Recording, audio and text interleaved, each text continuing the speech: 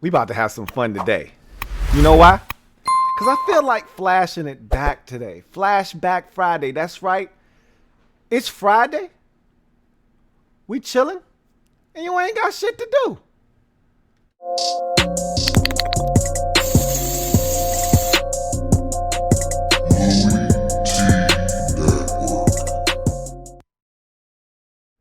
Who else could it be? Your man, Louie T. Welcome to the 101 installment of the LouieTeeNetwork podcast. I, of course, am your set man, Louie T. Thank you for joining me here on this Flashback Friday episode. And no rhyme or reason here as to why I'm flashing it back. I guess just because I can. You know, no Thursday night games, so no Thursday night leftovers. Kind of a different week with the COVID situation kind of turning the NFL schedule a little topsy-turvy. And so we don't have a Thursday night game. So I'm like, why the hell not? Why not jump up here and throw it back? Because I'm not really going to have a chance to go Flashback Friday on you guys until the season's over. Well, maybe I do have a chance. I saw my opening, so I took it. Shoot me. Before we get to anything of note on the program, because we be talking about a lot of bullshit today. Seriously, you know how I do it when I flash it back and I start going down that path of nostalgia, down memory lane. Remember when I start getting nostalgic, I go off path. You know, I can go all over the place. So we're going to do a lot of that today. But before we do that, the 13th and the 14th, so Tuesday and Wednesday, were Amazon Prime Day on Amazon. And I don't know about you guys. I was late to the online shopping game. If not for my girl, I wouldn't be shopping online. I want to go in, I want to touch it, I want to see it, I want to feel it. If I need to go try it on. She shops online for clothes from random sites you've never heard of. And the stuff gets there, and sometimes it fits, sometimes it doesn't. And I just can't do that. So it took me a while to come around. I can be an old curmudgeon when it comes to these things, okay? I'm still coming around. I'm the guy that wants to go inside the bank and talk to the teller. I don't want to go through the drive-thru. You know, I'm the guy that wants to go in, and I don't do a lot of fast food. I'm not a fast food guy, but if I am going to go fast food, I want to go in and I want to order my food inside. I don't want to go through the drive-thru. I'm that guy. So I'm learning to use the drive-thru. I'm learning to, hey, you don't have to go inside the bank. There's an ATM right there. Or you could just go through the drive-thru. Hey, they've even got a drive-thru ATM. I'm still learning. Anyway, I digress. I was on Amazon Prime Day. And I like Amazon a lot. And I really like the selection. I like the price, and I like the rapid ability to get your stuff in a couple of days if you're an Amazon Prime user, which I am. So I was on Amazon looking for an air fryer because I'm a vegan.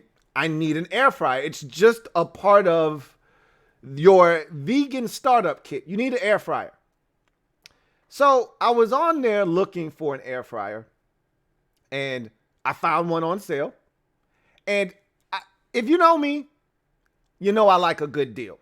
So I'm going to tell you guys right now, I'm not cheap.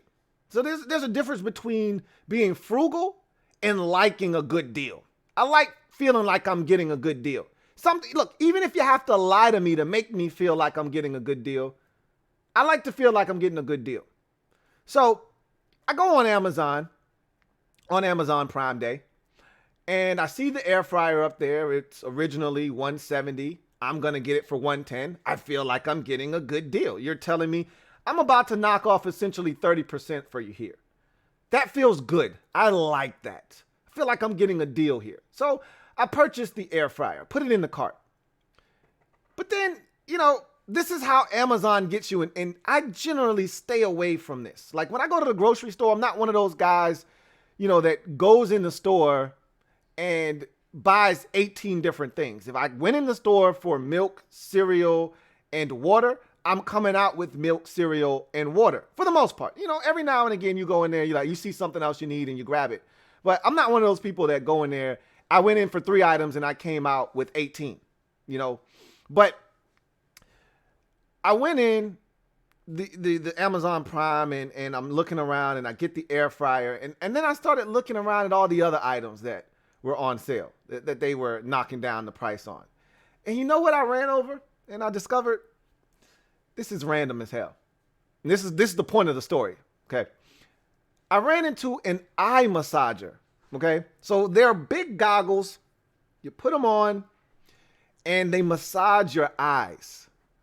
And I'm thinking to myself, who needs an eye massager? Then I thought to myself, I need an eye massager. And I looked at the price and I said, that's not a bad price. I'll take it. So I threw the eye massager in the cart and I purchased it. And I got it yesterday. And so when I got it, my girl was like, what is that? I was like, it's an eye massager. She said, what the hell is an eye massager and why do you need one? I'm like, I don't know. I bought it. It was a good price. It was a good deal. And who can't use an eye massager? So I tried it out yesterday for the first time. It was money well spent. I'm in love. So much so that now I'm thinking maybe I could buy an even better one than the one that I have. I don't know if I'm going to take that leap and go to the next level up of eye massager because I feel like I got an entry level eye massager, which is what I needed to make sure that I liked it. I want to use this one for a while, but I think I'm going to actually upgrade to a more luxurious eye massager. We'll see how it goes, but I got caught up in the game yesterday on Amazon or a couple of days ago, and I just wanted to tell you that story that you can get caught up too if you don't have a plan. You gotta have a plan in place, guys.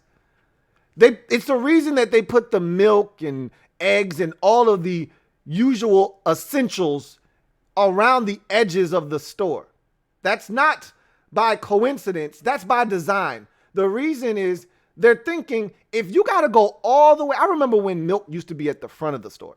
Then the smart people got involved and they put the milk all the way in the back of the store and the juice all the way in the back of the store because they said, hey, these are the items that people come into the store for the most.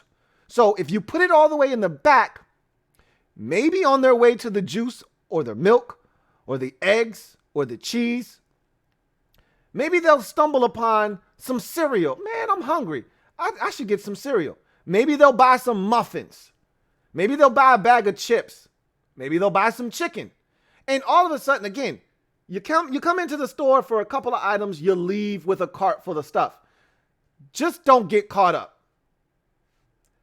I got caught up, but it might be a blessing in disguise.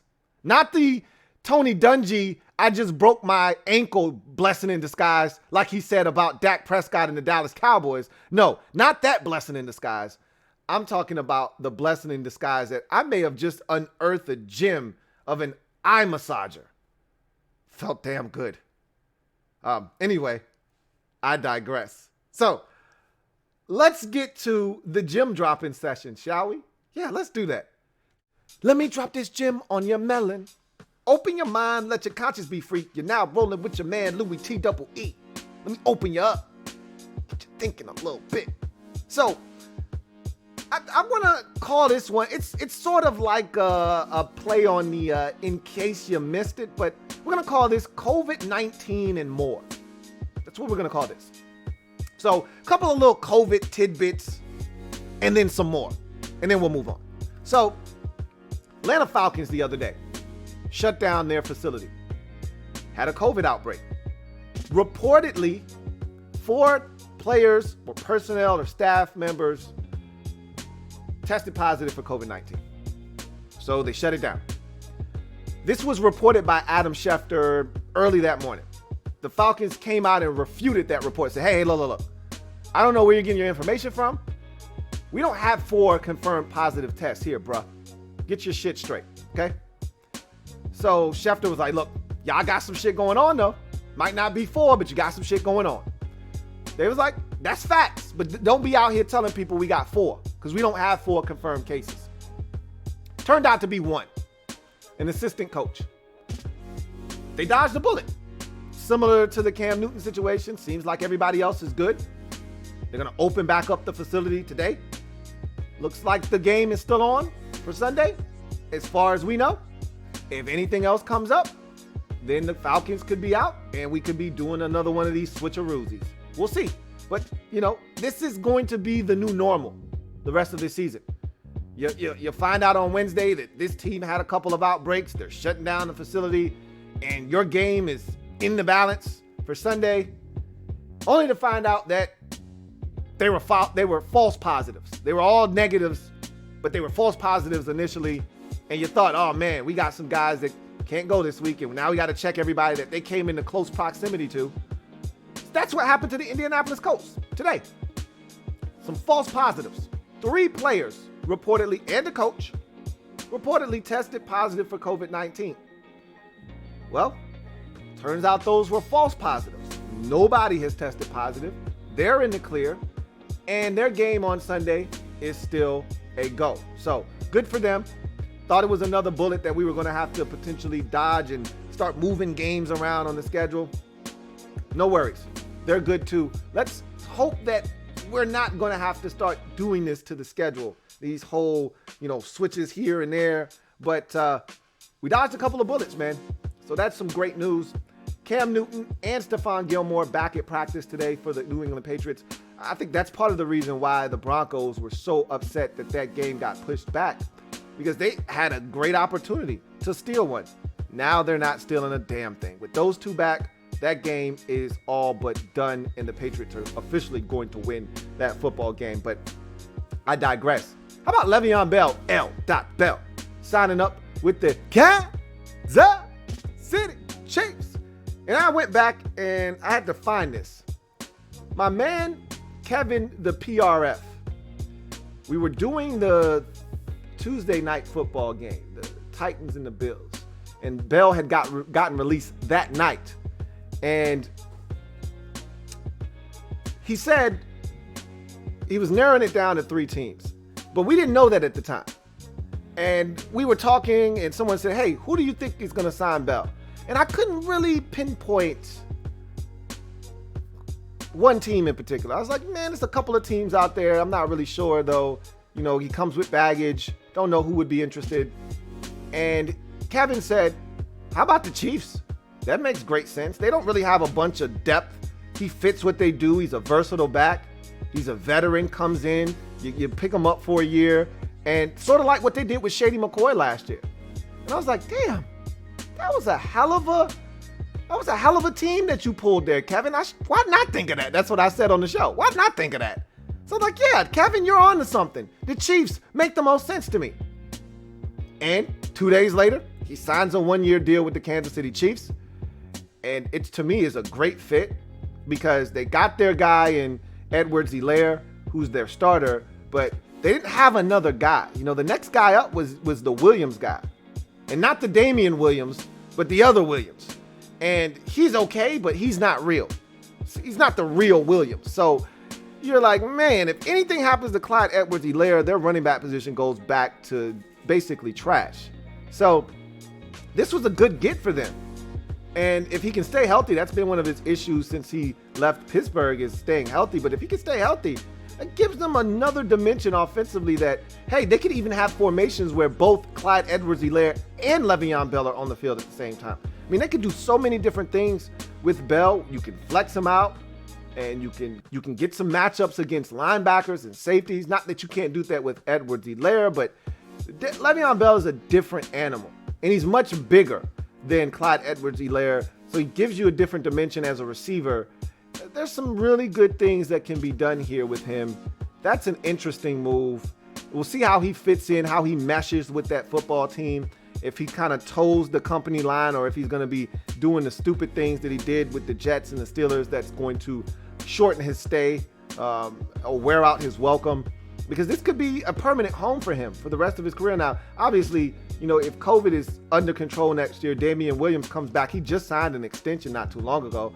So it's not like they're looking for new running backs. I think this is just a 1-year rental, a guy that can help them this year with COVID-19 situation being what it is. He comes in, he helps, and then after the season is done, he'll probably have to look for work elsewhere. But in the meantime, it's a really good fit for Le'Veon Bell and the Kansas City Chiefs, and I'm anxious to see how this thing turns out, man. I think this could be a really good fit for them.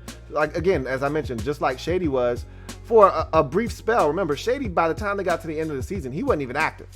So this will be an interesting move here as the Chiefs continue to try to find a way to run it back in 2020. Couple of injuries that are big time for a couple of teams that are playing some quality football this season. As a matter of fact, both of these teams are 3-2 on the season, and both are losing defensive players along their defensive lines. One a little bit more important to his team's success than the other, but both important pieces nonetheless. In Carolina, defensive tackle K'Wan Short done for the season with a shoulder injury that's going to require surgery, and they were playing so good up front. You know, they just drafted Brown from Auburn, and K'Wan Short is there, and all the depth that they have along that defensive line. You know, Marquise Haynes is having a really solid year this year for the Carolina Panthers off the edge. Not to mention they drafted Yetur Gross-Matos, who is starting to make his presence felt out there. And obviously Brian Burns is a guy that was one of my favorites coming out of the draft a couple of years ago. He's starting to show flashes of why he was a first-round pick. And so they got a lot of stuff up there, but they lose K'Wan Short for the season to a shoulder injury, and that could be a big loss for the Panthers up front in the middle of their defense. Same for the Arizona Cardinals. They lose a massive piece of their defense. Their best pass rush, you could argue their best defensive player on their football team, in Chandler Jones, done for the season with a bicep injury, gonna have bicep surgery, and it looks like he is done with a torn bicep.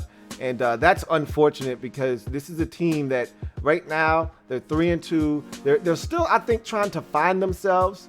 Haven't been all that impressive of late. They destroyed the Jets, but that game was close. You know, in the fourth quarter, it was 17-10 at one point. So they dominated that game though. It was 17-3. Jets scored a touchdown to make it 17-10, and then they run away and score 13 unanswered points and put that game away. But this is a team that's still trying to figure some things out.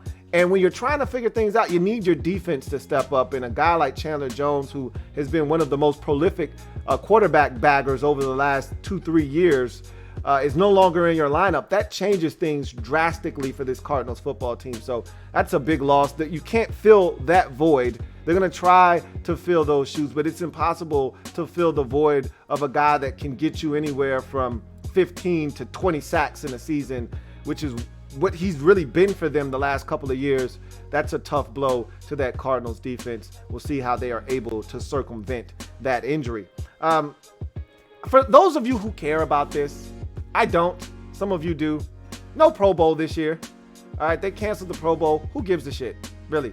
Who even watches the Pro Bowl anymore? We could probably count on one hand the amount of people that watch the Pro Bowl. I say that facetiously because the Pro Bowl is still outrating a lot of programming on television, including some major programs for other sports. You know, you might get an NBA playoff game that doesn't rate higher than the damn Pro Bowl. So I say that tongue in cheek, but nobody watches the Pro Bowl anymore. Seriously. I never even know where it is anymore. Is it in Orlando? Is it in Hawaii? Is it in where the hell is the Pro Bowl at anyway? I never know. I don't keep up with these things, but they're not having one this year. Who cares? Seriously. No one cares. Anyway, I digress. This was interesting. I heard this the other day. So we talked about the Falcons firing their head coach and GM the other day on the podcast. We talked about them moving on from Dan Quinn, firing Thomas Dimitroff as well, and promoting Raheem Morris to interim head coach. The interesting, that's not a surprise. We knew that was a realistic possibility going into the season. If they didn't have a good year this year, that those guys were done. They got a new lease on life with the way they finished up the season last year, and they needed to win this year, and they did. And so we knew that was a distinct possibility. What I didn't expect to hear, I guess it makes a ton of sense now that I'm thinking about it, but in the moment when I first heard it, I was like, that's interesting. Arthur Blank did not commit. He was non-committal to quarterback Matt Ryan long-term. And it makes sense because me being a Washington football team fan, I've seen what committing to a quarterback before you commit to a coach and a general manager does to your organization. It's part of the reason why we've struggled for the last 2 decades is because every coach that comes in is essentially saddled with a quarterback that he didn't ask for and said, hey, make this work. You know, you go all the way back to Marty Schottenheimer when he got to Washington, and that was when Dan Snyder first got to Washington. And he was saddled with Jeff George. Make Jeff George work. If you remember, before Jeff George, Washington had won the division with Brad Johnson, who had thrown for over 4,000 yards. We were scoring points with Stephen Davis and Albert Connell and Michael Westbrook.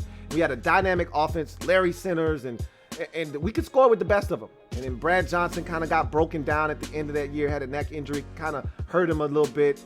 And we weren't as dynamic in the playoffs, but we were a 10-6 ball club. We won the division. We won a playoff game. And we were literally a failed field goal attempt. It was a poor snap on a field goal that would have given us a chance to advance to the NFC Championship game where we would have taken on the greatest show on turf Rams. Instead, Tampa Bay beat us 14-13, and we were up 13-0 in that game. Here I go rambling again. Let me get back on track here. So we were talking about non-committal in Atlanta and how in Washington, Jeff George was essentially thrown onto new head coach Marty Schottenheimer, to which he pushed back and said, to hell with Jeff George. He's a loser. I'm gonna go with Kent Graham and Tony Banks. And that only lasted for 1 year, even though he had turned the organization around and we were heading in the right direction. They fired him because they didn't like him. Then you go out, you go get Joe Gibbs, and hey, we got P-Ram. We got Patrick Ramsey. We drafted him in the first round a couple of years ago out of Tulane. What do you think? And Joe's like, I mean, I could give him a chance, but I'm going to go out here and go get Mark Brunell because that's more my style. And I'll give your boy a chance, though. It took Joe all of a half of football to say, hey, P-Ram ain't what I'm looking for. Hey, Mark, get in there. That was the end of that. Then you get Mike Shanahan, and he's got Donovan McNabb thrown on him in a trade that he didn't ask for. And he's got to make McNabb work. That turned out to be a disaster. Then you get Jay Gruden, and Robert Griffin III's thrown on him, and he's like, yeah, I can make him work. Damn right I can do it. So he could just get the job, and then once he got the job, he was like, hey, this dude stinks. He really stinks. And then you get to now this situation with Ron Rivera, and he had Dwayne Haskins thrown on him. So you can see how throwing a quarterback on a new regime can really lead to disaster. But it's Matt Ryan, though. You know, that's like saying when Matt LaFleur gets the job in Green Bay, hey, we're going to throw Aaron Rodgers on. You know, you're not throwing Aaron Rodgers on me. You're gifting me Aaron Rodgers. Like, if you can't find a way to make it work with my friend. Now, I get it. Matt Ryan is 35 years old. And they could end up with the number 1 pick conceivably. Come on, the Falcons with the talent that they have on offense, you really think they're going to end up with the number 1 pick in the draft? Highly unlikely. But just for the sake of saying, what if they end up with the number 2 pick in the draft? They could conceivably draft the quarterback of the future. And the new coaching staff could say, you know what? Matt Ryan's cool, but I really like Justin Fields. I think this guy is the next big thing in the league. You like Kyler Murray? Well, this guy's better than him. I can prove it to you. So I understand him not being committal. It makes sense. It just caught me off guard. But I didn't even think about it in that context initially. I'm just saying, really? You gonna do that to Matt Ryan? Not Matty Ice? But then I thought about it. Hey, he's 35. The Falcons are in a transitional period. They're kind of in a minor rebuild, if you will. And they may be in a position to draft a new quarterback. It's not like Matt Ryan's 31. He's 35. And, you know, the way this league is trending, 35 is the new 30. Because guys are pushing the clock back like 5 years. There didn't used to be this, hey, man, I can play into my mid-40s. You might make it to 40, like a Brett Favre. But for the most part, you weren't getting a 43, 44, 45. Now, with the way the rules are set up and the way these quarterbacks are protected, Matt Ryan can play for another decade. That's not inconceivable. Anyway, I just thought that was interesting. I digress. Let's move on, because I'm ready to get to the shits today. I really am. So I'm ready to flash it back. And you know, when we flash it back, the first thing we gotta do is we gotta take a trip down memory lane. Now let me take this trip down memory lane. Coming out of Queensbridge. Back down memory lane on the LouieTeeNetwork podcast. I had to do that myself because I used to have an intro that I set up that did that for me. But if I play it on YouTube, they're gonna slap me on the wrist. So instead of doing that, I just did it myself. Not too bad, right? I know, thanks. So let me turn on my Flashback Friday voice real quick. Ah, yes. Memory lane. This is awesome. And I always like going down memory lane, man. Brings back the warm and fuzzies. And this is my favorite time of the year. I don't know if I've ever told you guys this before, but this is my favorite time of the year. Fall is always some of my best memories. Really nostalgic. I love this time of the year right before Halloween because of what's on the horizon. Favorite holiday of all time, always will be, is Thanksgiving. Dr. Anthony Fauci is trying to destroy that this year by telling me, hey, you shouldn't get with your family this year. Fat chance, Dr. Anthony Fauci. Thanks for the warning, but I'm going to meet with my family. We're gonna get together and we're gonna have a harvest and a fest together like we always do. And I always look forward to that. I love Christmas, but I just like this time because I don't know about you, but right before you go on a vacation is always the best time. The lead up, the build to that vacation is the best time. You'll never be more excited for the trip than when you're about to go on the trip. Like literally when you're on the plane or you're going to your terminal, you're so excited. The anticipation has built to this crescendo.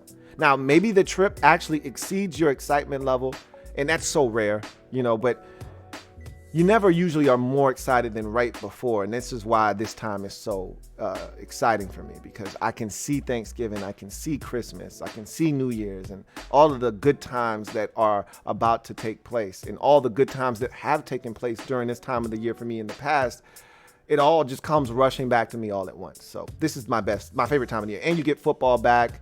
And so this is a great time. So let's talk about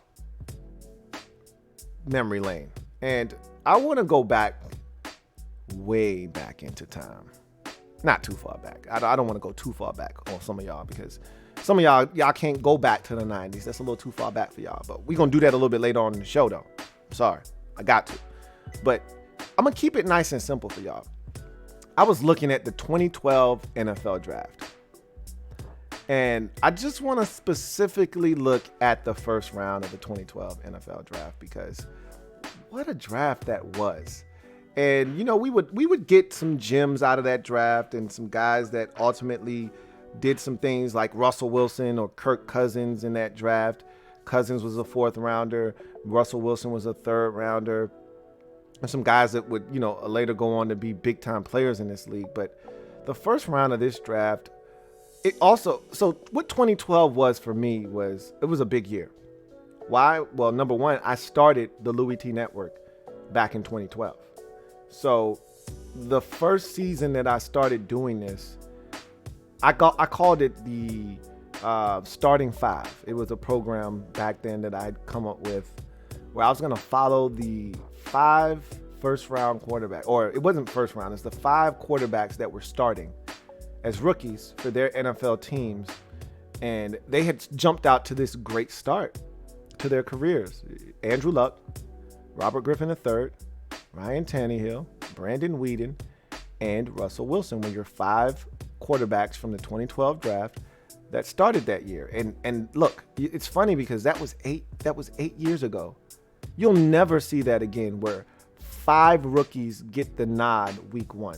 I don't think you'll ever see that again.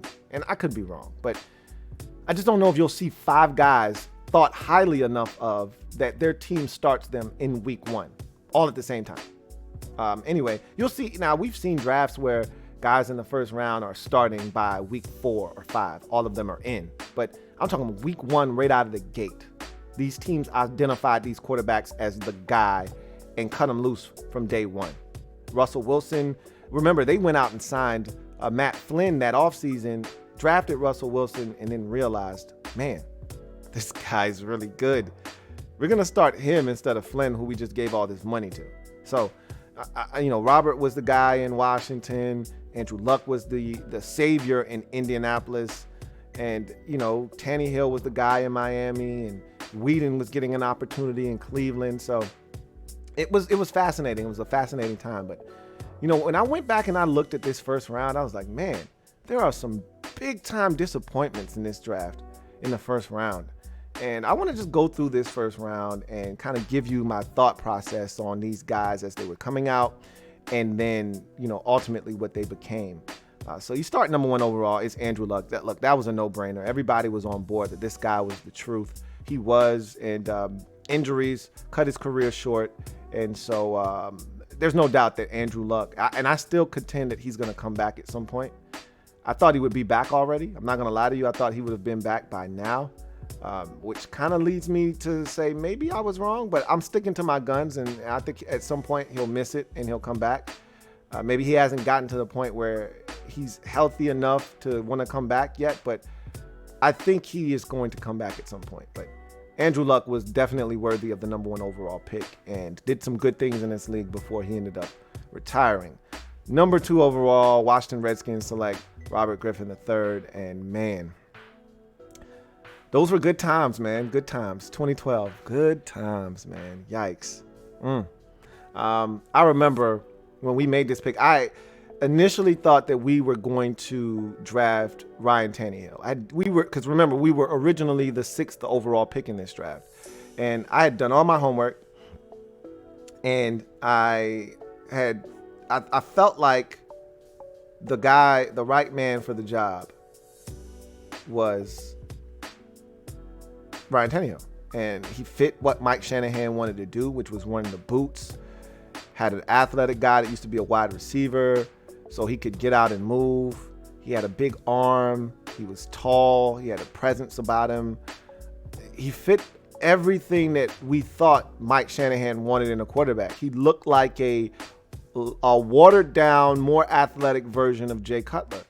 So, maybe not the biggest arm, not the arm that Jay Cutler had, but everything else was there, and he was more athletic than Cutler. And so I said, all right, I'm good with Tannehill. I did all my homework on Ryan Tannehill. I was ready.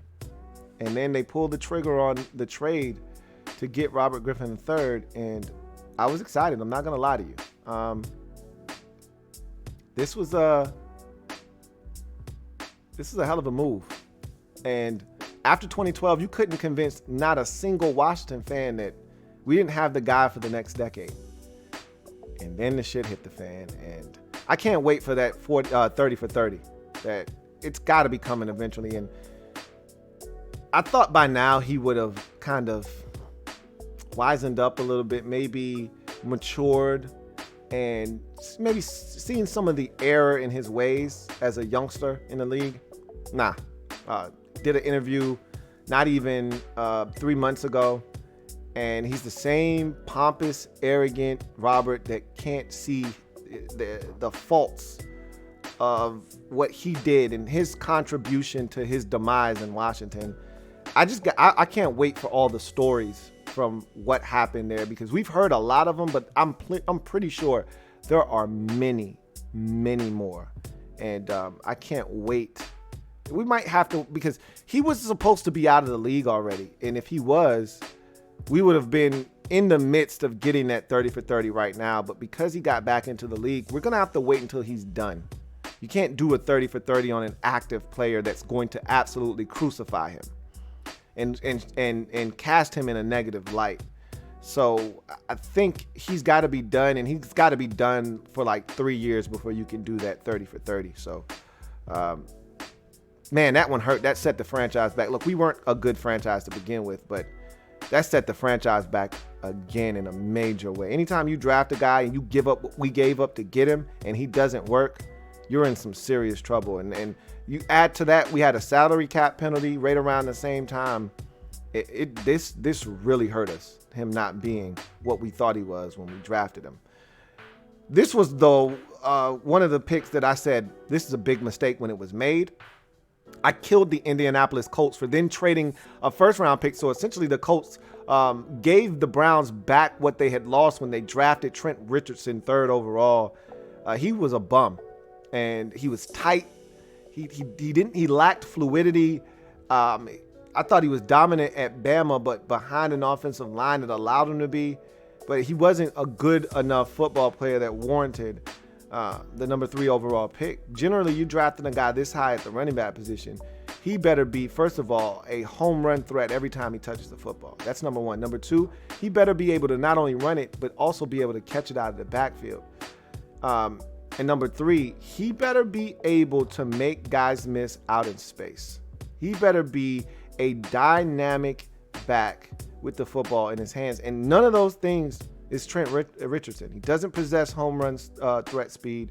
He doesn't have the ability to make you miss out in space. He's a tight-hipped, tight-ankled athlete. And he wasn't a guy that could catch it that consistently out of the backfield. So this pick was all wrong from the jump. And they found out quick, though. The man scored like 20 rushing touchdowns in his first year. And by year 2, they was like, man, we made a mistake. And they traded him, and I can't believe they got a first-round pick for him. Like, the Colts were, like, what were they doing that entire time? Were they under a rock or something? And then they found out, man, this guy stinks. And I'm like, duh, this is why the Browns traded him to you. You think they would have gave up on him if he didn't stink?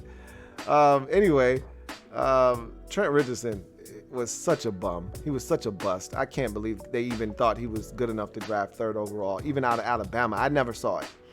Minnesota Vikings select Matt Khalil, tackle out of USC, 4th overall. He was solid for them. Never great, but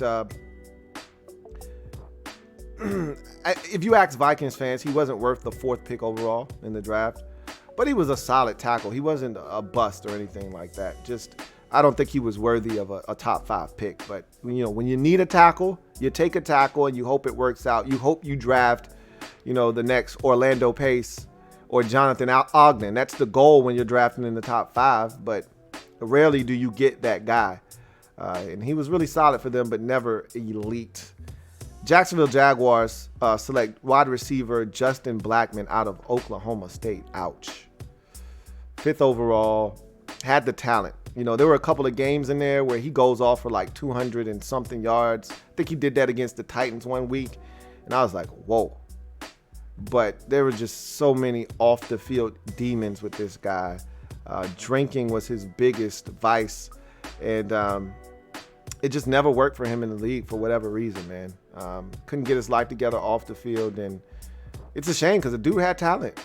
He had some serious talent, but it just never panned out. And again, when you spend a top 5 pick on a guy and it doesn't work, that hurts. You can rebound from the wide receiver position, but you know, when it's a quarterback, it hurts like 10 times more. But that stings because you're relying on these first round picks to come in and be guys that are linchpins for you for the next 5 years, maybe more, depending on whether you deem them a part of the future that you want to pay after that rookie deal is up. But you should be at least getting quality play out of these guys for those 5 years or 4 years that you decide to have them as a first round pick, unless you know, if you pick up that 5th year option. So it's tough when these guys don't pan out like Justin Blackmon did not for the Jaguars. 6th overall, Dallas Cowboys select cornerback Morris Claiborne out of LSU. I was never the biggest Mo Claiborne fan, but I saw the talent. I recognized that this guy had some skills that translated to the next level. I just didn't think he was elite. And remember, you know, that was right around the time when LSU started churning out first round secondary members, and a ton of them. So he was right in that mix, you know, but they had already put out Patrick Peterson and guys like that. So you were looking, you know, Tyrann Mathieu, all these guys had already come down the pipeline, and they were really special members of the secondary. So he was looked upon as the next guy in that lineage that we were seeing from LSU, and he just wasn't. He just wasn't. That was a miss by the Cowboys. They don't miss very often in the first round. That was a miss by the Dallas Cowboys. 7th overall, Tampa Bay Buccaneers take safety Mark Barron. Ugh, that's nasty. So they ended up moving him to linebacker. It just, again, another one of those guys, it just didn't work. He ended up having a much better career in Los Angeles. Well, they were in St. Louis at the time for the Rams. He played some good football for them, but it never worked at safety in Tampa. And I think he got to the Rams and they decided to move him to backer, and he kind of excelled in that role and had a second lease on life in his NFL career in St. Louis with the Rams, but never worked out for him in Tampa, and that turned out to be a failed pick there by the Buccaneers. Dolphins take Ryan Tannehill 8th overall out of Texas A&M. That was my guy in that draft. No, and I loved Luck and I loved Robert Griffin III. I thought they were the two best quarterbacks. But I had done all this homework on Ryan Tannehill because I thought Washington was going to select him 6th overall, and they didn't. And that was a bit of a shock to me because I thought that was going to be the guy, and it wasn't. So he turned out to be a bit of a disappointment in Miami. Injuries were the biggest reason why. Inconsistencies throughout his tenure in Miami. You know, you could blame some of the supporting cast. You could blame the fact that they continued to change coaches and coordinators and things of that nature.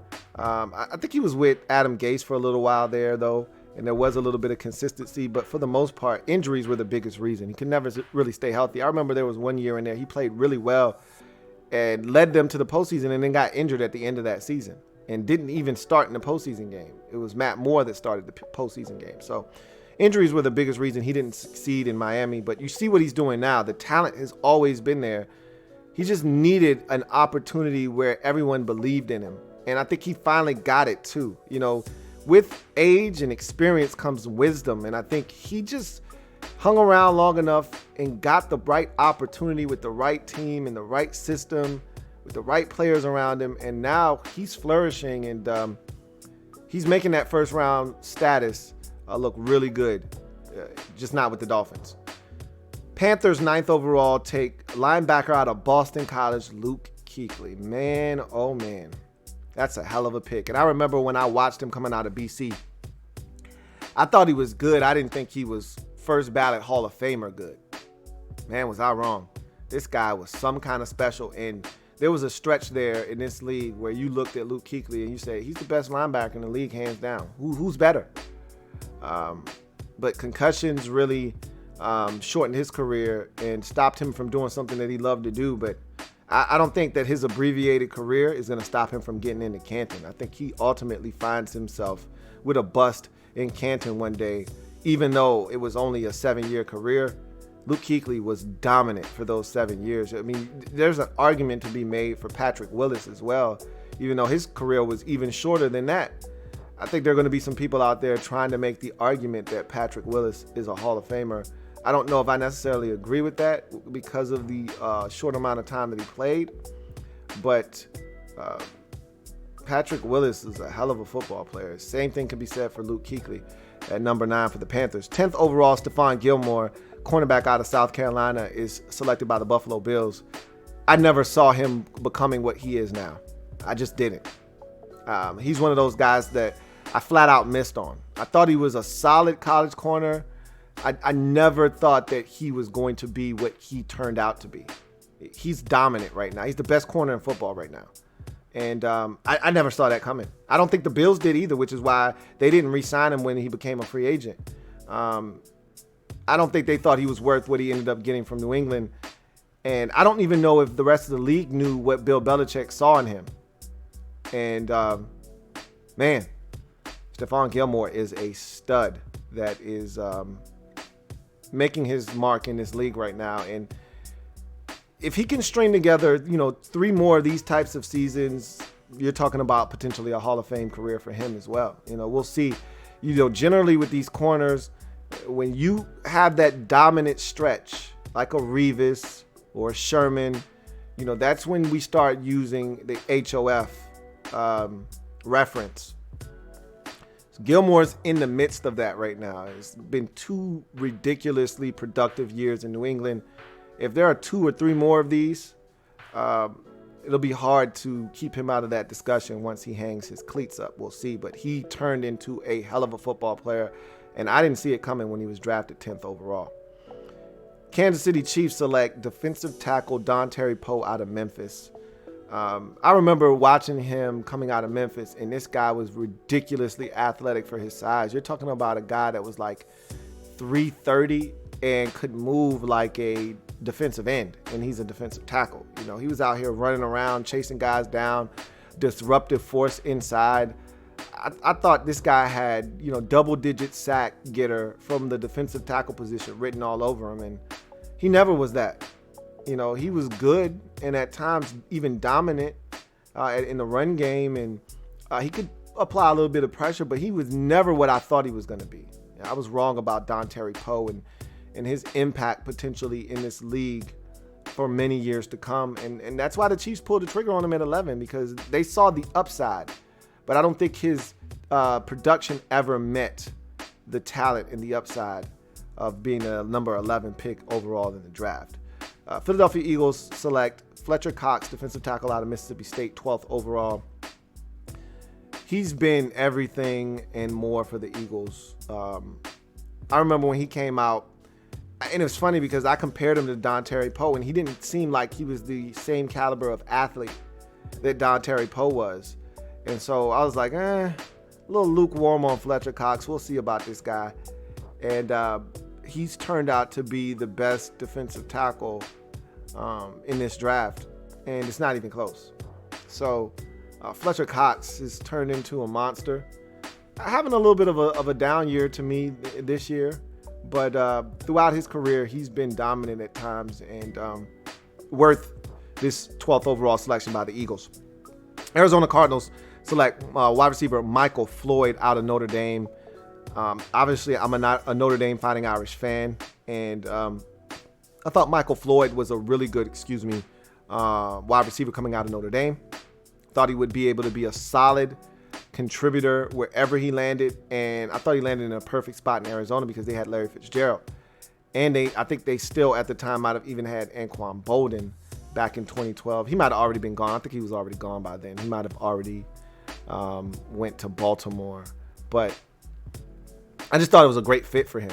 He didn't have to be the number one guy. He could play opposite of a guy that was going to take most of the coverage.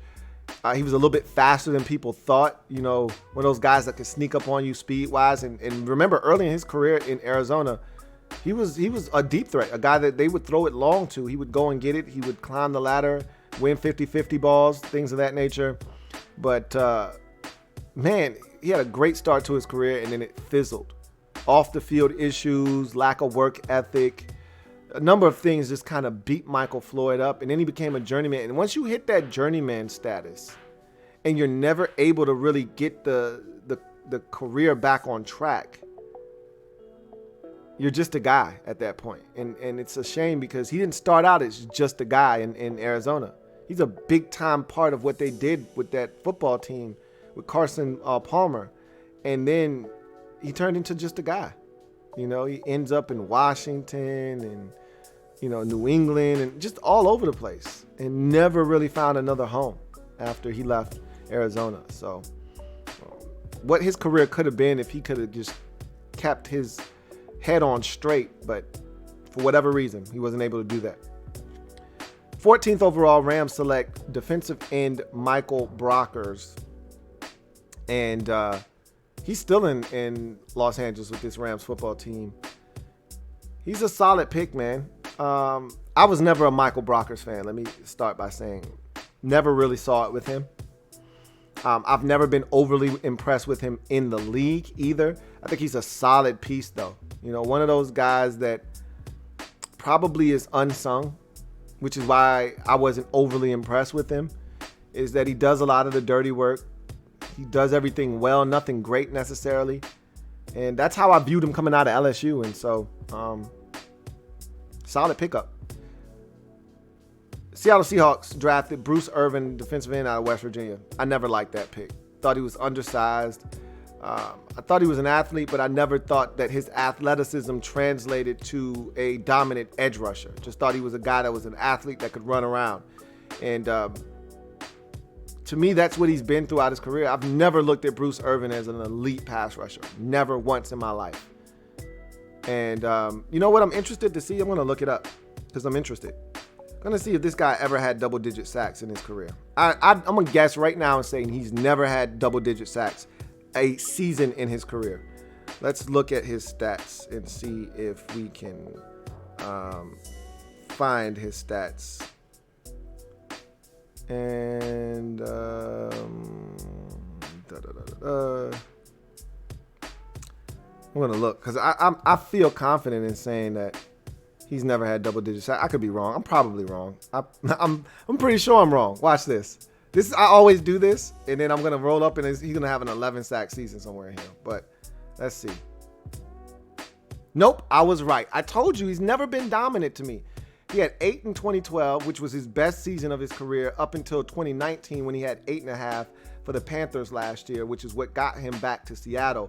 But the highest sack total year is 8.5, which was the year he had in 2019 with the Panthers last year. And then he had 2 seasons of 8 sacks, one with Oakland and one with the Seahawks in his rookie season. Like I said, never been a massive Bruce Irvin fan and never thought he was dominant. And that kind of bears that out. And, you know, sometimes numbers can be misleading. I'm aware of this. I'm one of those people that tell you that.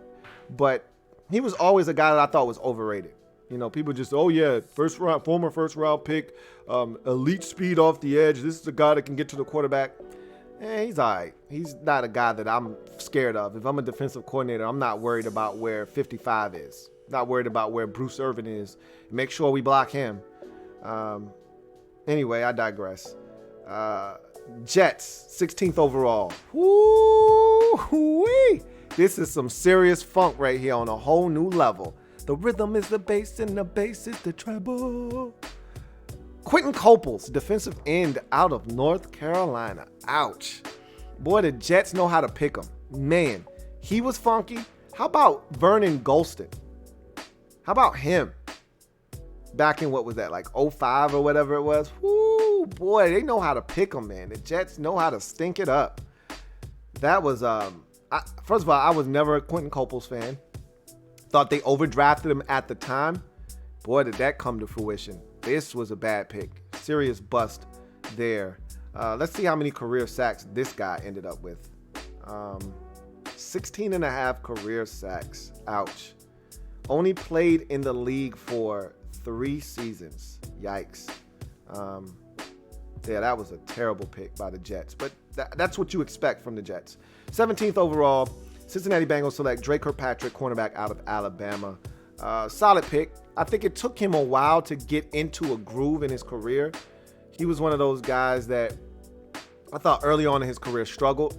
Didn't look like he was living up to that status of a first-round pick. And then by the time he got to the end of his tenure in Cincinnati, you felt like, hey, they got a lot out of Drake Kirkpatrick. You know, he's now in Arizona, but it was a solid pick. I don't know if he ever lived up to true first-round pick status, but you didn't feel like we wasted a pick if you're a Cincinnati Bengals fan. You don't feel like you wasted a pick on Drake Kirkpatrick. He was solid. I don't think he ever was dominant, but a quality contributor for a number of years. San Diego Chargers select edge rusher Melvin Ingram out of South Carolina, still with the Chargers. And I thought he got better with time. He was like fine wine, man. He came into the league initially, and I was like, I don't know about him. I think and I saw the raw ability. You know, when you watched him at South Carolina, you saw this guy that had a lot of potential, you know, and that could be problematic at the next level, but you didn't know if he was going to fully tap into all of the things that made him a first-round pick. And he did. I think it took him about 4 years to get to that point. I seriously do. Let's check Melvin Ingram's stats. He had dealt with some injuries early in his career too. But I think it was a situation where it wasn't until like his 4th or 5th year where you started to really see it. And you were like, okay, yeah, this guy's legit. So let's take a look at him. See.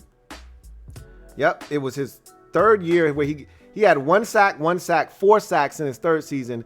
And in that 4th year, 10.5. I told you it was like that 4th year because I remember thinking, this guy's a bust. Like, he's not really doing much. And then that 4th year, and that's why I said everyone doesn't mature at the same rate. You know, fans are so hasty these days. If their guy doesn't jump out of the box and start killing it right away in year 1, oh, this guy stinks, he's a bust. And, you know, sometimes you got to have some patience. And Ingram was one of those guys that it took a while for him to figure it out. But once he figured it out, he had it. And he's been a really good football player and the perfect complement to Joey Bosa on the opposite side. So that's a good pick there for the Chargers. 19th overall, some Mo Funk. This is funky right here. Bears select defensive end out of Boise State, Shea McClellan. Yikes. And you know what? It's funny. When they made this pick, I said, yeah, this guy stinks. I wouldn't have done that if I were them. But he had some talent. You could see that. But he didn't really fit what the Bears were doing at that time. So I thought that this was a mistake. But then he got traded to New England. And when he got to New England, I said, okay, watch this. Belichick's going to take this dude, just like he did with Kyle Van Noy, and he's going to turn this guy into a stud. And he didn't. And that's when you know that's the end for you. If Belichick can't, if they trade for you, that means they see something in you that they feel like they can take advantage of. And they went and got him. And then when they got him, they was like, yup. Okay. Yeah, we made a mistake here. And they just moved on from Shea McClellan. And once that happens, once the Patriots quit on you, you're done. Let's see how many years he played in the league. I can't imagine it being any more than 4. He went 3 with the Bears and then 2 with the Patriots, it looks like. 8.5 career sacks in about 5 years. Yikes. Yeah, that's nasty. But like I said, you could see some talent, but I never thought he was worthy of a first-round selection. And it never really materialized for him in the league. Titans, 20th overall, take wide receiver Kendall Wright out of Baylor. I've always told people, be careful, buyer beware of any product you get from Baylor offensively. I don't mind you taking some stuff off the Baylor shelf defensively. See Xavier Howard, okay? You can get some quality stuff off the defensive side of the football from Baylor. Be careful what you pick off of that offensive Baylor tree, because their offense, especially in those days under Art Briles, it was gimmick. It was all flash, no substance. And I said, you got to be careful. And he was one of those guys that benefited from Robert Griffin III and all of the nonsense that they were doing there. And same thing with Terrence Williams, who's no longer in the league. Neither is he. But he had a longer career than Williams. Well, they were right around the same time. I think both of them kind of fizzled out, maybe right around 2018 or so. I think both of them might have lasted about a good 6 years in the league. But neither one of them ever really truly lived up. Well, I can't speak for Williams. I think they got Williams in like the 3rd round at the Cowboys. So he was fine. They got what they were supposed to get out of a 3rd round pick. This was a 1st round pick by the Titans, and they did not get what they bargained for out of Kendall Wright. New England Patriots, 21st overall, select defensive end out of Syracuse, Chandler Jones. He was really good for them, but they weren't willing to pay him what they knew he was going to command on the market. So they did the Patriot thing, and they traded him. And he ended up getting his money in Arizona, and he tore it up for the Cardinals. And it's been really good. And as I just mentioned, he is going to miss the rest of this season, but Chandler Jones has performed like a 1st round pick. And it's funny because when I watched him, he reminded me a lot of Aldon Smith with his length and his size. But I'm like, he doesn't possess the explosiveness that Aldon Smith does. And he doesn't. But what he lacked in explosiveness, he made up with craft and savvy and tempo. And he just gets it as a pass rusher. And well worth the 21st pick overall in the draft. I couldn't have been more wrong. I think this was the most wrong that I was in this 1st round. 22nd overall, Cleveland Browns select quarterback Brandon Weeden out of Oklahoma State. I thought Brandon Weeden was going to tear it up in this league. I really did. I was so wrong about Brandon Weeden. He was one of the ones that I remember very vividly, banging the table for this guy. Couldn't have been more wrong about Brandon Weeden. Man, was he funky or what? And I failed on that one, on Brandon Weeden. And it sucks because the guy had immense talent. And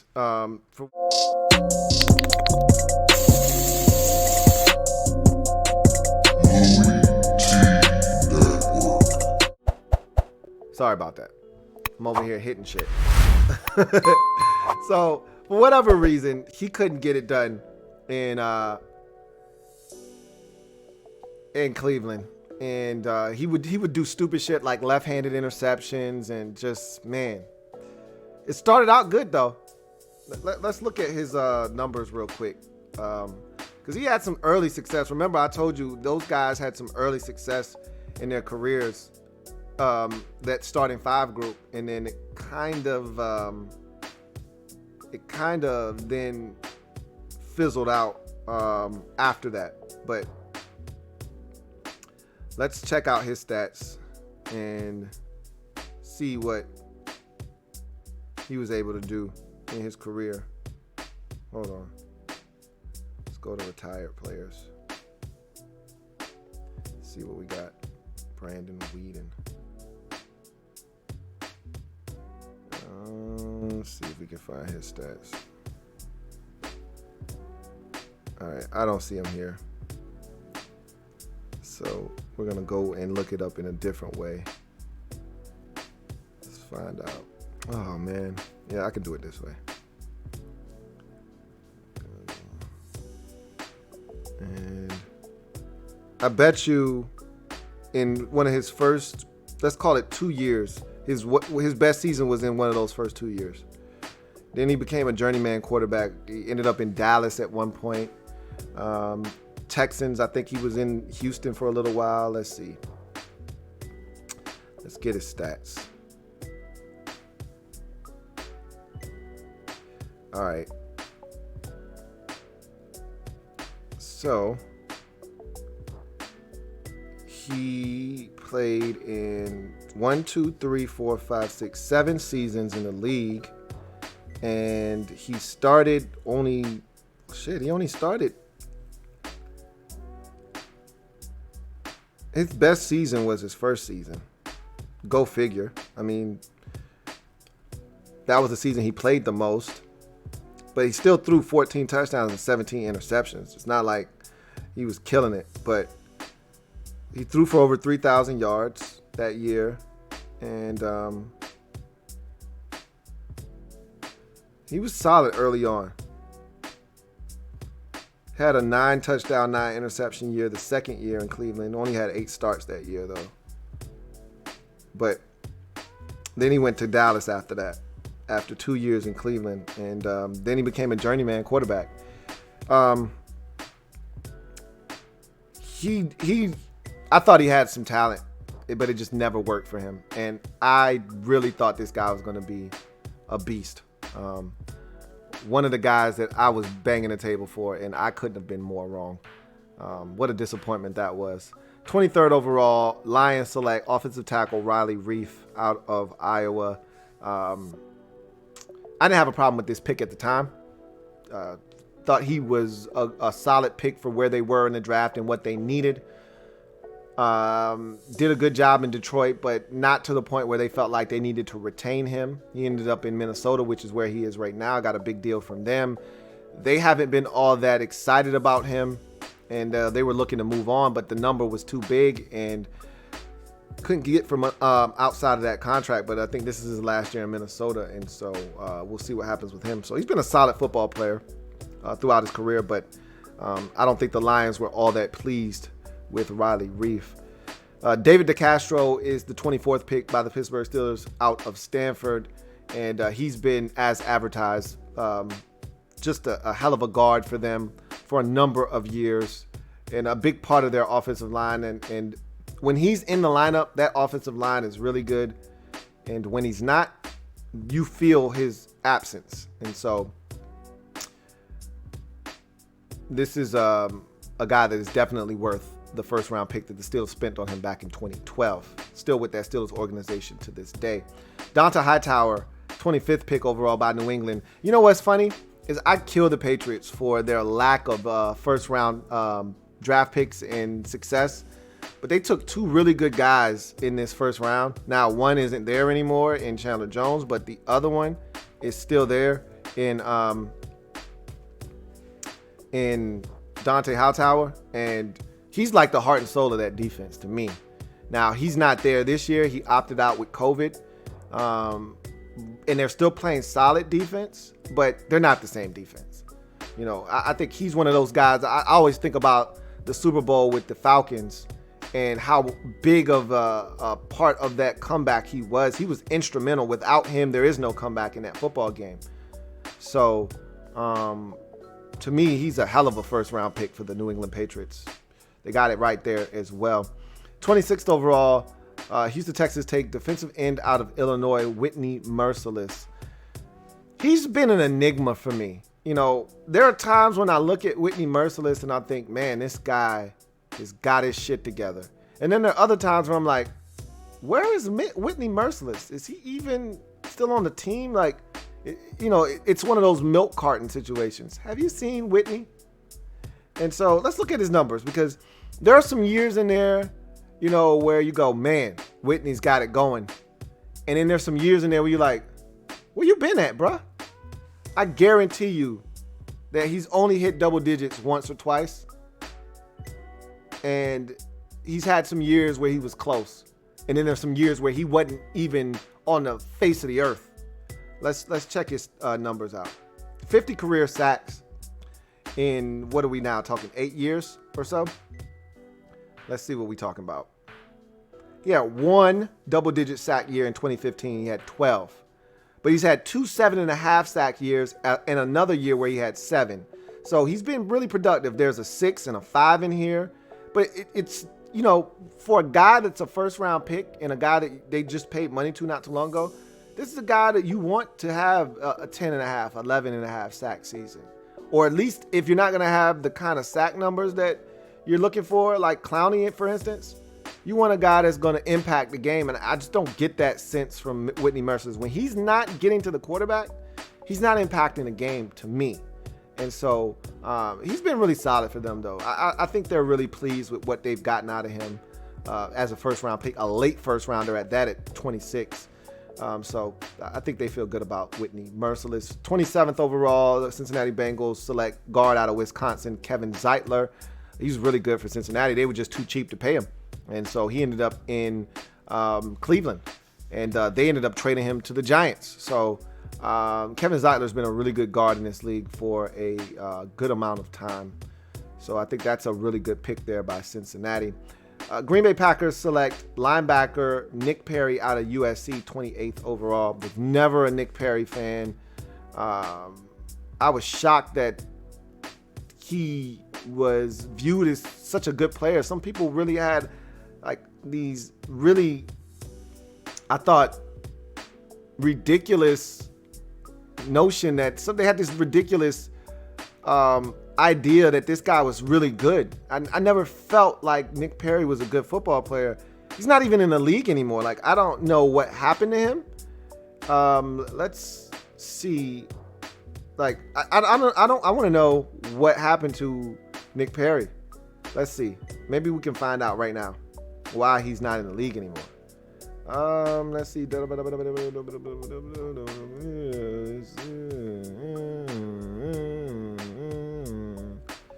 Yeah, he just didn't get signed again. After he got released by the Packers in 2018, nobody picked him up.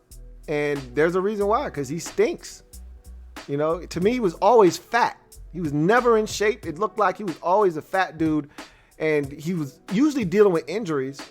I felt like he was solid against the run, but I never viewed him as an elite pass rusher. But I say that, let's go look at his sack numbers. He had 32 sacks in his career. I bet you he came close to double-digit sacks one year or two, but never actually posted a double-digit sack season. Let's see. I'm going to look him up.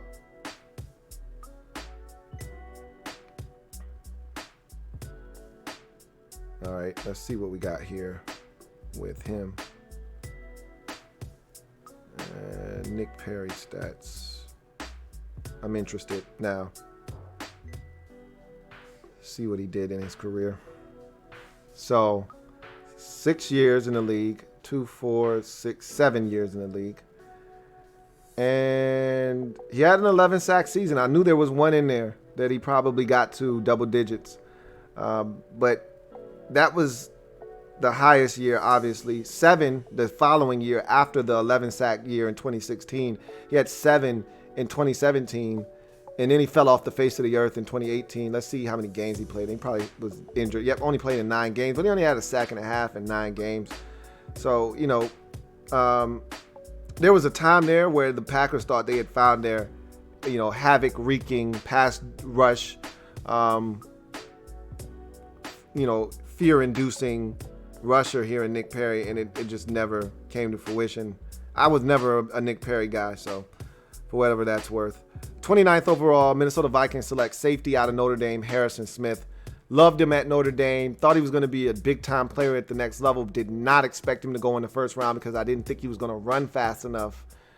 And he snuck in the back door of the first round. I was shocked. I was happy for him because he was going to a team that is primarily known for their defense. Whether it's Leslie Frazier, who was there at the time of the selection, or Mike Zimmer, who would ultimately get there. This is a guy that I thought was going to fit in Minnesota very well, and he has. This has been a slam dunk first-round pick for the Minnesota Vikings. How about this one here? Oh, my God. Yikes. Wow. This is a name that I don't think most of you even remember. 30th overall. I always bring him up, so I'm pretty sure you've heard me talk about him if you've been watching this podcast for long enough. 30th pick overall. San Francisco 49ers select Illinois wide receiver A.J. Jenkins, a.k.a. A.J. Stinkins. Man. Does this guy even have a career catch? Let's see. 17 receptions for 223 yards and no touchdowns in his career. Ouch.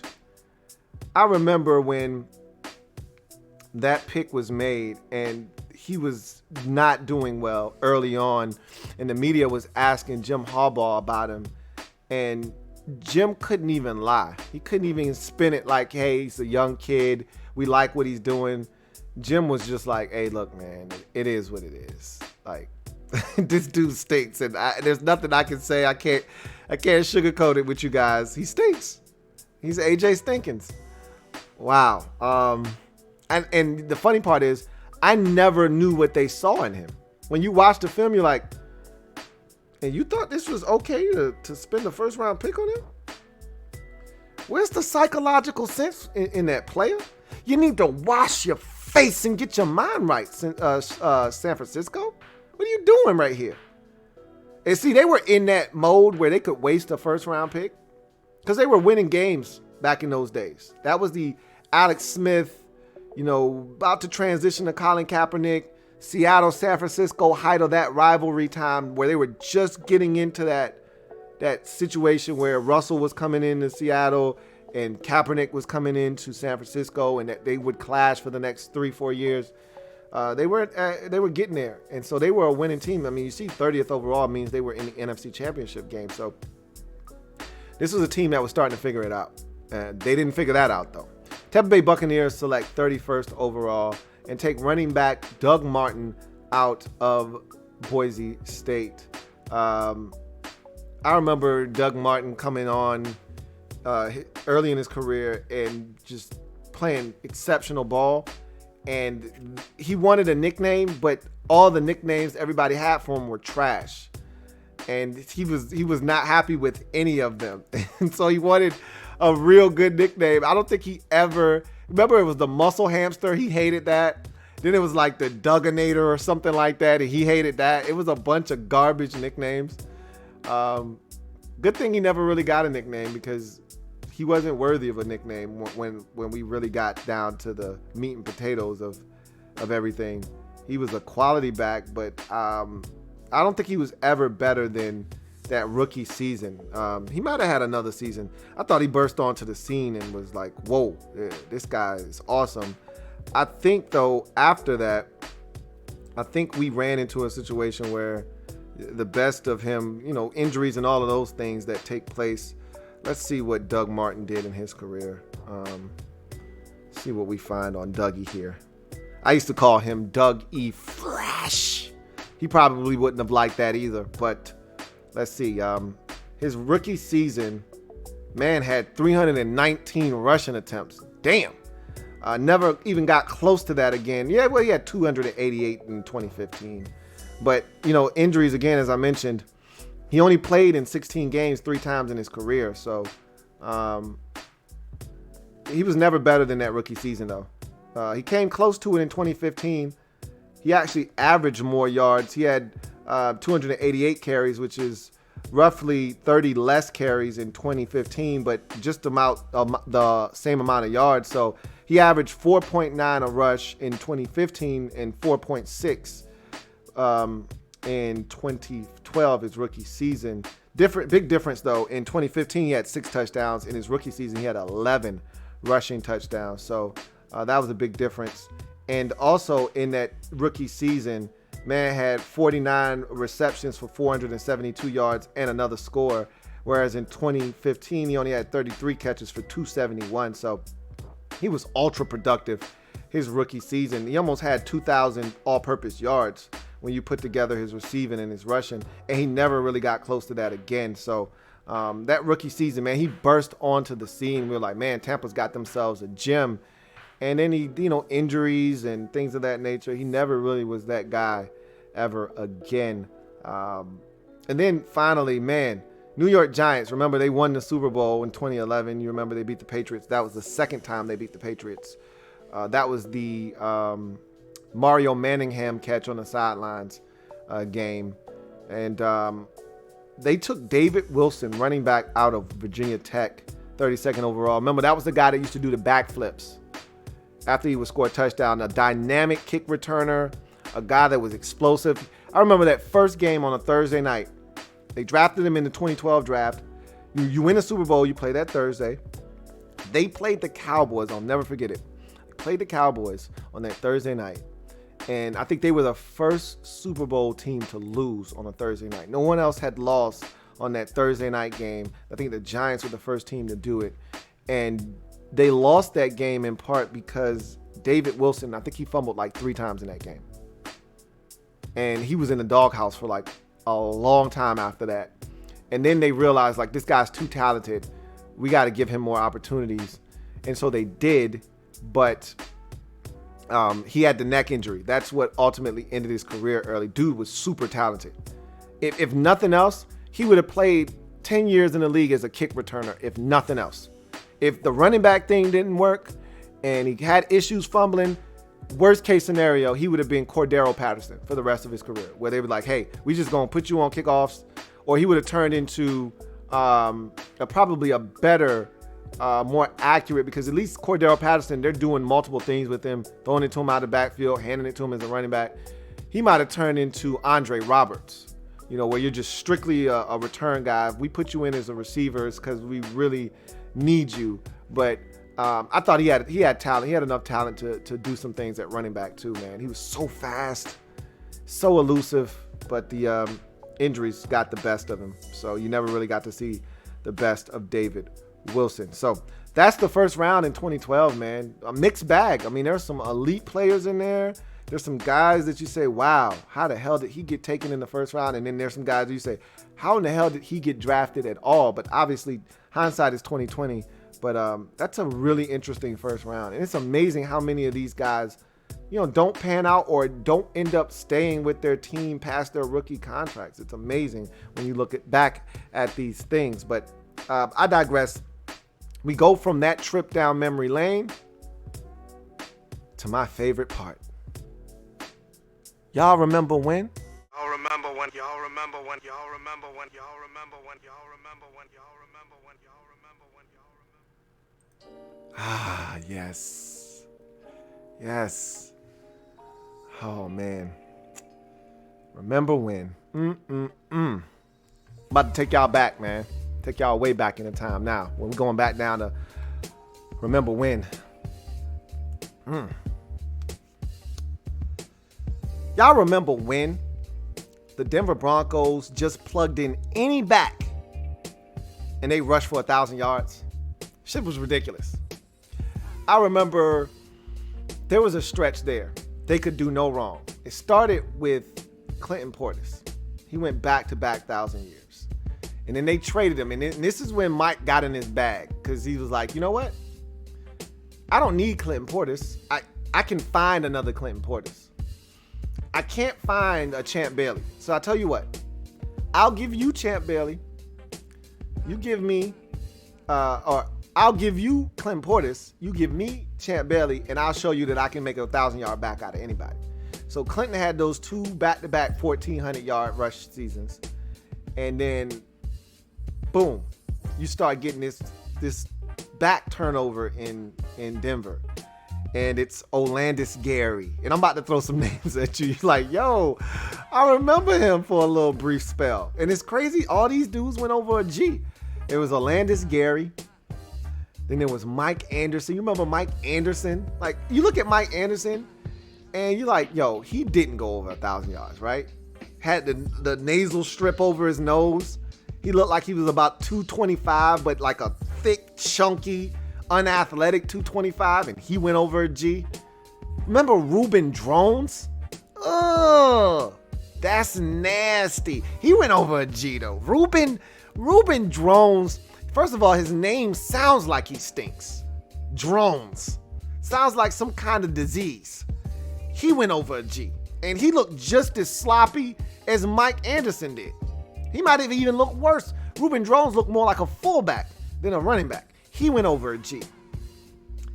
How about Tatum Bell? You remember him? Honestly, this is the reason I remember Tatum Bell.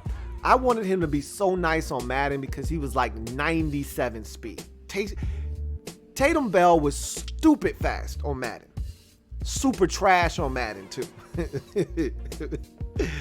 But I wanted him to be so nice because Denver actually had some talent. And you're like, yo, if I could get Tatum Bell out on the edge in space, ain't nobody catching him. He's 97 speed. Tatum Bell was trash. But he went for a G though. I mean, that's what they did in Denver, man. It's amazing that they were able to get that many backs over 1,000 yards. And they just kept churning them out. It was insane. Y'all remember when Michael Vick was on the 2004 Madden cover? First of all, I don't even give a shit about the cover. Did you play Madden 2004? That's my real question for you, because this is where I'm going with this. He was effing cheating. If you played with Michael Vick, it was like the cheat code. It was like the equivalent of playing with Bo Jackson on Tecmo Bowl. You were effing cheating. Like, there was a rule that we had back in the day, and it started back in I want to say it was like 01 that this started in. Well, we came up with a rule, me and my friends, because we were game heads. I mean, we would play Madden all day, every day. We would play for money against people. We would play in tournaments. We were game heads back in those days. And one of the rules was, it started in 01. You can't play with the Rams. Can't play with the Rams. That's cheating. That was the greatest show on turf with Kurt Warner, Isaac Bruce, Torrey Holt, Isaac Akeem, Marshall Faulk. You can't play with them. If you playing with them, I ain't even playing you. That shit is cheating. 04 though took it to another level with Vic on that game. Vic was so cheap. Vic, you could run back, and I kid you not. I used to play this guy. It was my man Jonathan, and he was a beast at Madden. And Used to always play him for money. And I would see some of the most cheatingest shit I've ever seen in my life. I've never seen a player be able to do the things Vic was able to do in Madden in 04. Like, the game, it was like, are you serious right now? If he can do that, I don't need to play the game, period. How can you beat this guy? You could run backwards with Vic 30 yards. Run across the field all the way to the right, 30 yards back, and Vic could throw it 80 yards in the air on a frozen rope to Roddy White. And you're like, man, what the man? Are you serious? This dude, he had it so figured out where he would take Warwick Dunn and he would split him out on one side, and he would take Roddy White and put him on the other side, and he would just run. And you remember back in those days, in order to run with your quarterback, you had to take the buttons down so you couldn't see like the button that person was, that receiver was. Those would come down when you would run. And so he would just turn the buttons off, and he would just take off running backwards. And it was so crazy, it was cheating, because your guys would lose sight of Warwick Dunn, or you would lose sight of Roddy White. And then he would put the toggle the buttons back up, and he would throw it 70 yards in the air to Warwick Dunn, and he's wide ass open in the end zone. You're like, what the fuck, man? This shit is cheating. Let Vic get out in open space. You think you're gonna catch him? Good luck. It was the most cheatingest shit ever. Like, and in those days, I used to get so mad. Because here I am trying to do it the right way. And then you get an asshole like Jonathan playing with Vic, and this shit is cheating. And there's no defense for this. You can't keep up with him. He snaps the ball out of shotgun and runs backwards 30 yards and then throws it 70 yards in the air. How are you going to compete with that? You know what it reminded me of too? There was a dude, and he used to be able to do the most cheatingest shit in Madden in those days. See, y'all don't know anything about that. If you're playing Madden nowadays, I don't play the game anymore. But I know they've corrected a lot of the things that were wrong with the game back in the day that you used to get rid of. So you could take Randy Moss, and this another dude I used to play against. He would play with Randy Moss on offense and defense. He would put Randy at corner, and he would blitz with Randy Moss, and he would go and pick passes off with Randy Moss. Like, this is bullshit, man. You know? And he'd do this overload blitz where Randy Moss is out on the edge, and he'd take up all the blockers, and then Randy would be unaccounted for, and he'd sack your quarterback. You're like, are you fucking kidding me right now? Are we doing this? Back in 04, you could do some real flagrant shit on Madden. And nobody was more flagrant, though, than Michael Vick.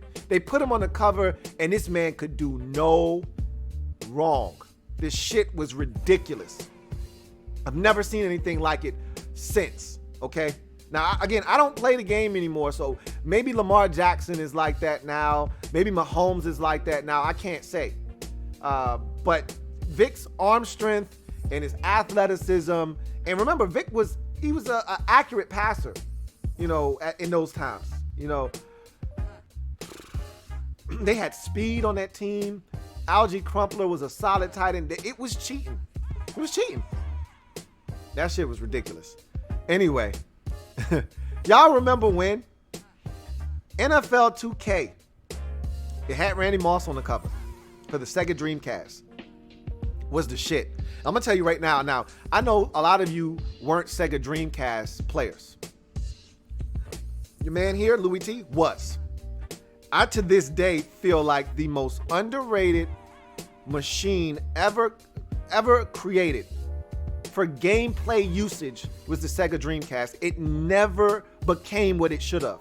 And there are a number of different reasons as to why. And I can get into those. I think I've gotten into those on this podcast before, and on a way back episode. You'd have to go in the archives for that. But this was the game that was supposed to challenge Madden. This was the one, and they had it. If you remember those 2K, it was a 3-year stretch. It was NFL 2K, came out in 2000, NFL 2K1, and NFL 2K2. Randy Moss was on the cover of all three of them. These games were legit. They were coming for Madden, man. They were coming for it. And I remember Madden felt the heat so much so that they went crying to the NFL about license and things of that nature. And that was part of the reason 2K had to stop making the game, because they didn't have the license from the NFL. Madden felt the pressure from 2K. And it was some great gameplay. At that time, I just told you the cheating ass shit you could do with Vic. You couldn't do that shit on 2K. That's when I took my talents from the Madden realm to the 2K realm. And we started betting for money on the Dreamcast. And that shit was way more legit. And the Redskins, they weren't bad then. I could actually play with my boys back in 2000. Okay? That was when we had some talent. I already named the guys from that team back in 99 and that were on that 2000 game. And remember, we went out and got Deion Sanders and Bruce Smith and Mark Carrier and all those guys in 2000. So we were stacked that year. So I could play with my boys on the game. And it was a lot of fun. The only glitch on that game, the only thing that was, is you could charge up your dive. And they had some old Tecmo Bowl bullshit dive where a dude could be murking down the sidelines and you like, oh yeah, I'm gone. And then somebody could dive a full 8 yards and tackle your ass. You'd be like, what the man? What is this, some kind of Frogger dive you just did? Like, how the hell did you dive from the 28 and catch me at the 20? That was the only thing that was wrong with that game. Other than that, the gameplay was outstanding. I loved it. So much fun, man. First of all, I could go on a whole Sega Dreamcast rant. We'll do that another time. But I'm gonna tease this. I'm gonna do this another time. Greatest fighting game ever. And I'm gonna get some pushback on this. Marvel vs. Capcom 2, Age of New Heroes on Sega Dreamcast. Come see your boy. Come get some. Hey, don't at me either. Don't at me. I'm standing behind mine, okay? Marvel vs. Capcom 2, Age of New Heroes. I'm gonna take you for a ride. I used to play that game for hours. It was one of the first games that allowed you to do 3-on-3 combat where you could sub a guy in mid-battle, and then you had the team-up combos where you could have a 200 and a 300 hit combo when everybody put their combos together. Don't make me go down that I go down that rabbit hole of the Sega Dreamcast. I'll be here with y'all for 3 hours. I'll start talking about rival schools. I know y'all don't even know what I'm talking about right now. Rival schools 1 and 2. I'm not gonna do that though. Y'all remember when Surge was supposed to rival Mountain Dew? First of all, Surge was like green crack in a can. That thing had so much caffeine, it had so much sugar in it, it had kids bouncing off of the walls. So much so that they had to take Surge out of the machines at schools across the country because kids were running around like maniacs. It was like green light. If you ever watched, what's the name of that show? That superhero show? Black Lightning. If you ever watched that show, they got a drug up there called green light, right? And it turns people into it almost gives them like superhuman-like qualities. Super fast or, super strong and, all kinds of nonsense. That's what Surge was to kids, man. Like Surge take you to a whole nother level. You sitting there supposed to be quiet with your little number 2 pencil in your Scantron test, and your hands are shaking and fidgeting because you just had a Surge at lunch, and now you having a sugar rush. It got so bad that they was like, hey, we got to take these off the shelves, man. Hey, Surge was ridiculous. I don't know what the hell Coca-Cola thought they were doing with that drink, but that shit was ridiculous, man. It was like just a big box of green sugar. Unbelievable. Anyway, I digress. It's just funny because that was right at the tail end of my soda drinking days. I haven't had a soda since the 8th grade. So that was right in my neighborhood when I was still drinking soda. And I thought to myself, man, this is not good. Anyway, I digress. Y'all remember when Peyton Hillis was on the 2012 Madden cover. And, you know, what got me to thinking about this was Vic on the 2004 cover. And I was searching for the picture for Vic. And I stumbled across the Peyton Hillis picture. And I forgot about that. Like, this guy really was on the Madden cover. And I thought to myself, how in the hell did we allow this to take place? I mean, he had a big year in 2011, don't get me wrong. But how in the hell did we allow this to happen? And then it hit me. I remember they had a voting that year. It wasn't like the best player in the league, because Peyton Hillis was never the best player in the league, right? Never one of the best players. But they had taken the best player on every team in the league. And that goes to show you how bad the Cleveland Browns were, that Peyton Hillis was their best player. But they had taken the best player or the most recognizable player from every team, and they put him into a vote. And it was like a bracket. So he was matched up against, you know, one guy here, and then if he won, you advance to the next round. And he just kept winning, and he kept winning, and it was crazy. And he ended up getting to the finals. And it was him and Michael Vick. And this is the Eagles Vick, if you recall, when he had made that second act in Philadelphia after the whole dogfighting thing. And Vick was the man in Philadelphia with Andy Reid, and they were getting shit done. And he beat Michael Vick. And he was on the Madden cover. And I remember thinking to myself, my Madden days were long over at that point. But I remember thinking to myself, man, Madden is going down. They are going down hard. If Peyton Hillis is on your cover, shit's really going bad for you, man. Like, because remember, there was also this whole Madden cover curse thing that people were starting to buy into. And so my thought process initially when I saw the cover was, oh man, nobody wanted to be on the cover of Madden. Damn, times are hard for Madden, man. They over here struggling. They got Peyton Hillis on the cover. But that wasn't the case at all.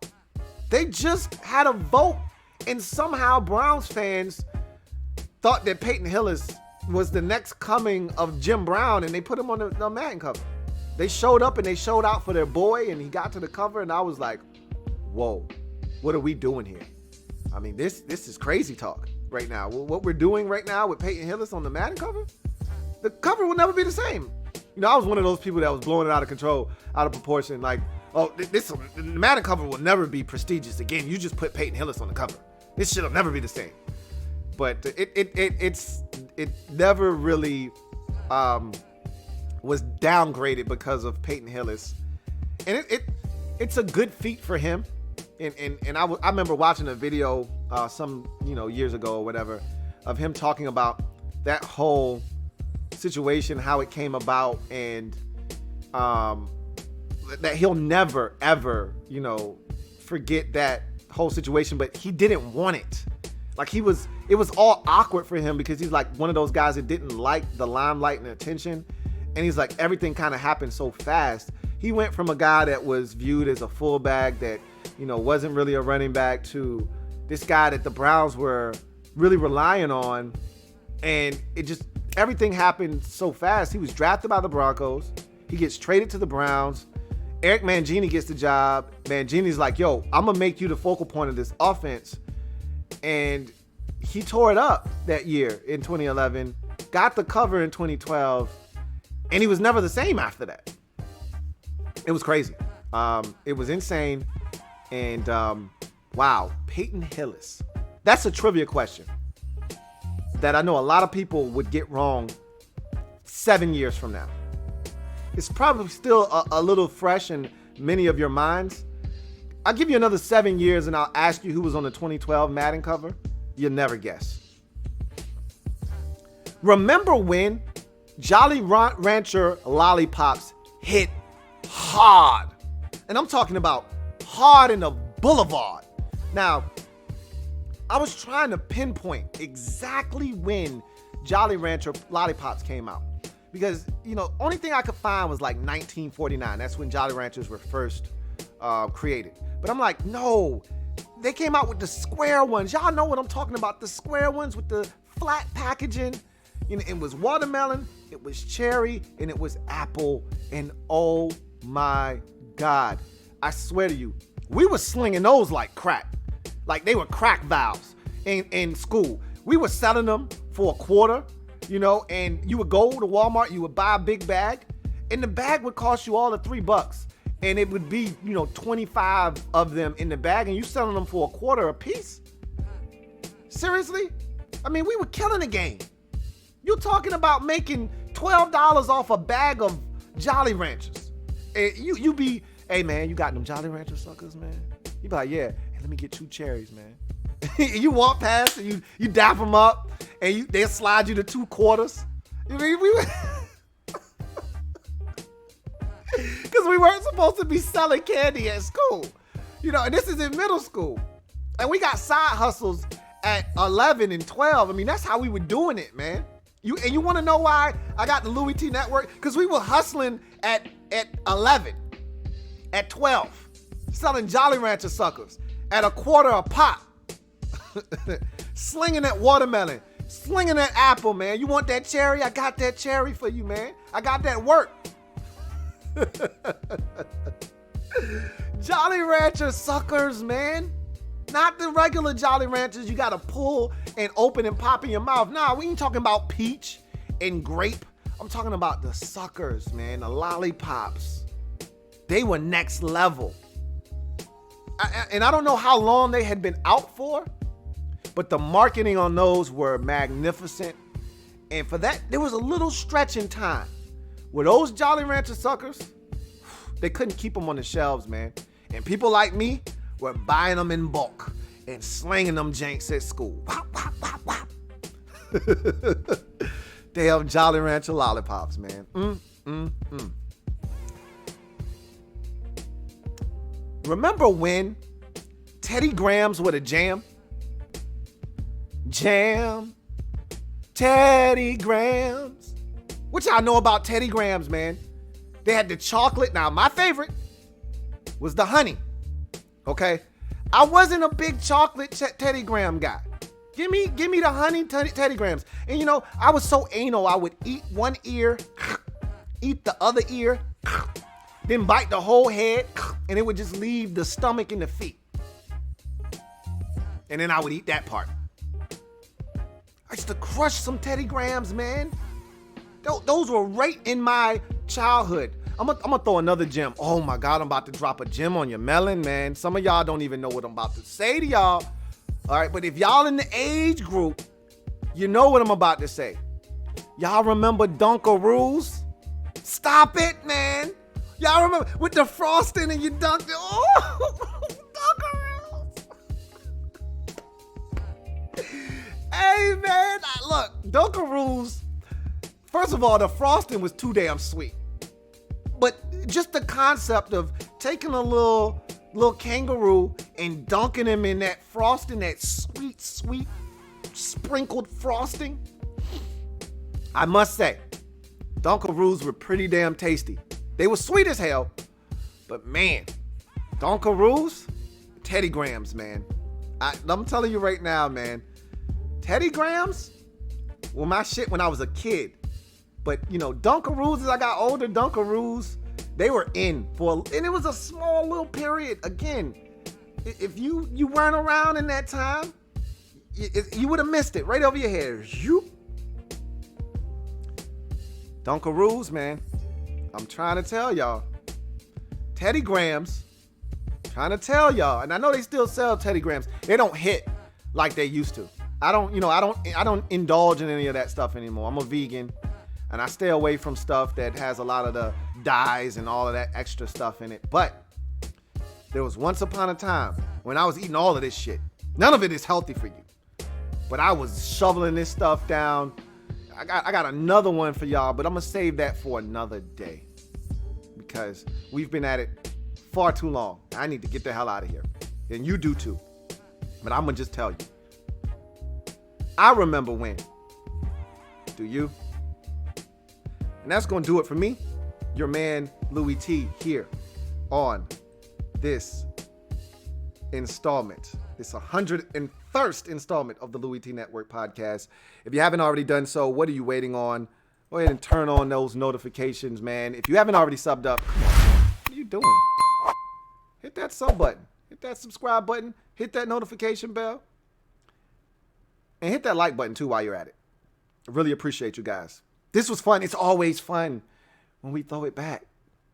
Always fun. When I go down memory lane and I start remembering when. Good times, man. Good times. Anyway, I'm going to give it to y'all one more time because I'm still under the 5.5. I digress. That's going to do it for me, your man Louie T, here on the LouieTeeNetwork podcast. It's Friday, so I'm going to let you get on with your day and do whatever it is you need to do. I thank you guys for joining me. This was a ton of fun. As I said, it always is when we throw it back. But nonetheless, look forward to chopping it up with you guys in the near future. And so, with that being said, I'm going to glide to the side. If it's not your man T, it's not, I repeat, not the best NFL coverage it could be. Until next time, you guys, take care. Enjoy your weekend.